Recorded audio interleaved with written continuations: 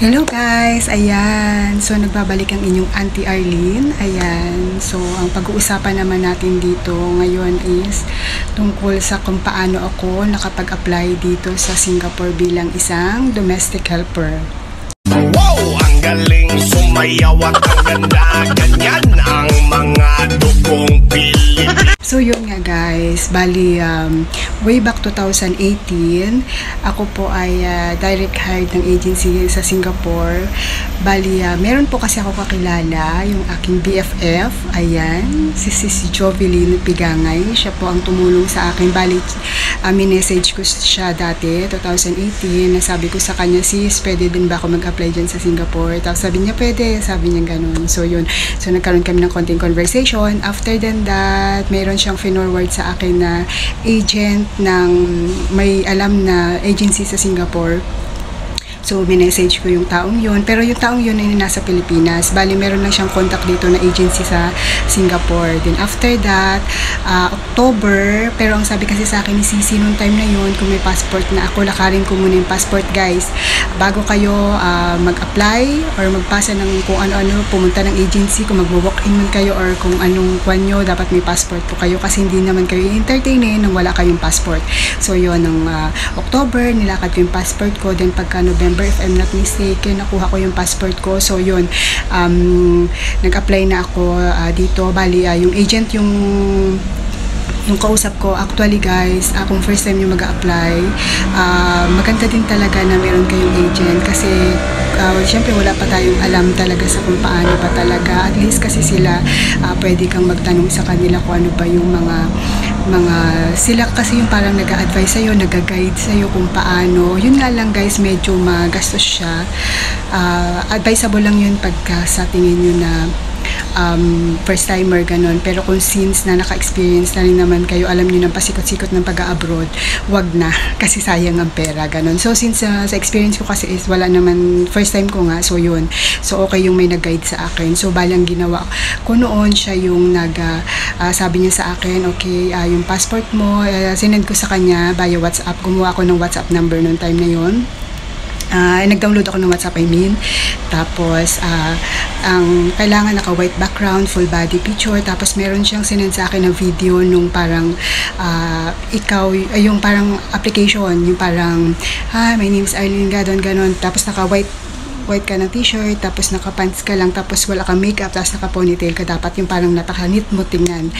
Tapos yun, from Philippines, ganyan-ganyan, tapos sasabihin mo lang yung about sa self mo, yun, tapos isi-send yun sa agency dito sa Singapore. Tapos, siya rin yung gumawa ng resume ko noon. Actually, siya yung gumawa, yung agent ko na yun, kasi wala talaga akong alam.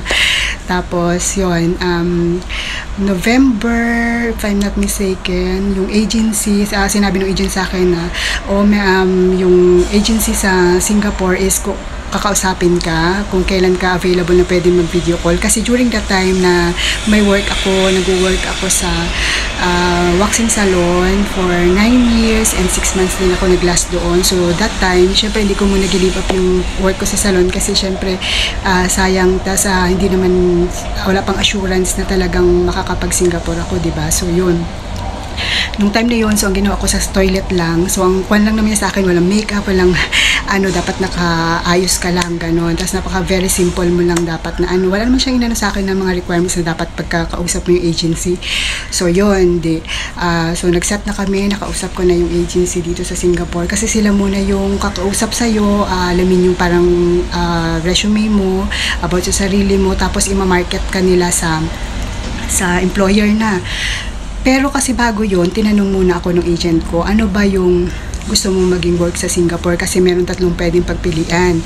Yung una is sa newborn, pangalawa is yung sa mga kids, at saka yung pangatlo is sa mga elderly, which is pwedeng may bedridden or may medical conditions na, at saka yung i-consider mo yung may mga alaga silang aso, ganun, or may may pets sila sa bahay, normal yun, sabi niya ganun. So mahilig ka ba sa ano? So ako, oo lang ako ng oo, paano lang makapag-work dito sa Singapore. So yun, sabi ko, i-release ko lahat, okay lang, ano ko. Pero nagkaroon ako kasi ng dalawang ano, kasi syempre pag kids na kasi, syempre may attitude na yun, may mga ano na. So sabi ko, kaya ko ba? Yung tempered ko, yung patience ko, sabi ko, wag na lang muna, kasi may mga natatanong din kasi ako dito, kasi may mga ilang friendship, mga ilang kakilala rin naman ako nandito.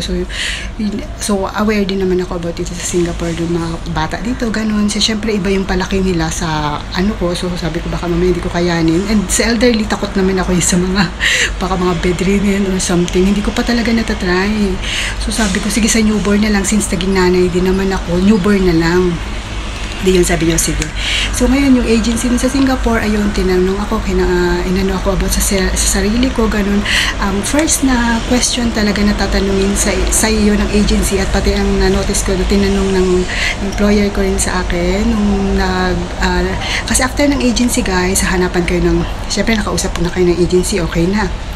Tapos noon, magsiset yan ng, syempre, sa newborn ka, ganun. Tapos may employer na yan na pupunta sa agency, maghahanap sila ng magiging helper nila. Tapos, i-recommend ka kasi nga ikaw yung para sa newborn. After nun, kakausapin mo rin yung, magsiset din sila, nakausapin mo yung employer, yung kung magugustuhan ka nila, magugustuhan mo din sila. So, syempre, ang first talaga na tinanong yung employer sa akin, guys, is tell me about yourself. So, yun, yung tungkol sa sarili ko. So, sinabi ko na, yun nga, name ko, tapos ilan yung siblings ko, may mga anak ako, ganun. Yung mga common lang din na mga tanong. Tapos nun guys, kailangan pagkausap nyo sa employer, mag eye-to-eye contact kayo, tapos ngumiti kayo sa kanila, kasi ayaw nila yung nila black face, yung nakasimangot, kasi malas yun. Tapos yung eye-to-eye contact, kasi pag ganun-ganun kayo sa paligid, baka may isipin nila is merong nagtuturo sa inyo. Kailangan mag eye-to-eye contact kayo.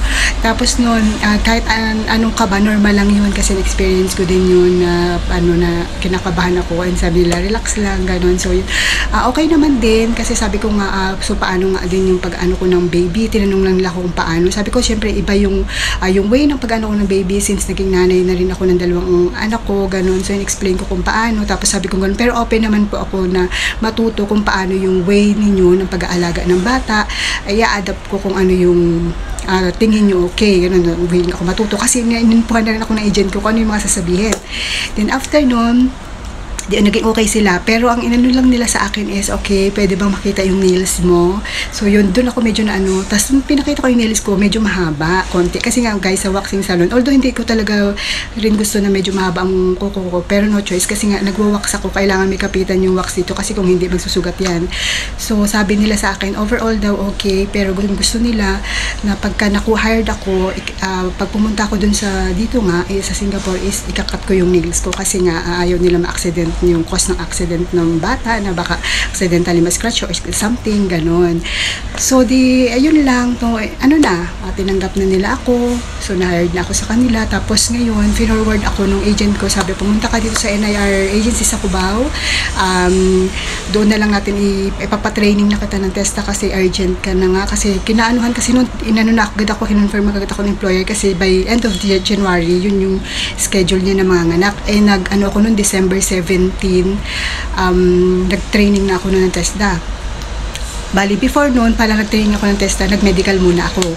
Wala akong guys, wala akong ginastos dun sa medical ko, lahat yun na basta pinapunta lang na ako ng agent ko, punta kasi ganitong hanapin mo, yung medical clinic, hanapin mo, tapos lahat inano ko na, basta sinusunod ko lang siya, wala ko, ang baling ginastos ko lang guys is yung mga pamapamasahe ko, ganun, mga Xerox, mga ganyan, pero yung mga pambayad sa medical, wala, sagot talaga ng agency yun, kasi salary deduction ako. Tapos after noon, na December, na ganun na nga, yun na, nag-training na ako, nag-testa, tapos hindi ma-forward yung ko, dun sa NIR agency, hindi na forward yung kontrata ko. So nilipat ako sa Luzerne naman, sa Paranaque, yung pinakang bahay-bahay nila or yung boarding house nila. Pumunta ko, inano ko si Ma'am Cathy. After nun, yun, from kay Ma'am Cathy, yung Luzerne yung nag-forward sa akin dito sa Singapore na nakaalis na ako. Bali guys, nag-start talaga ako ng apply is October 2018 ako nakakuha ng aking passport. Then, March na ako nung nakarating dito sa Singapore kasi nga nagkaroon ng problema yung aking kontrata. So, yun lang. Sana nakatulong sa inyo.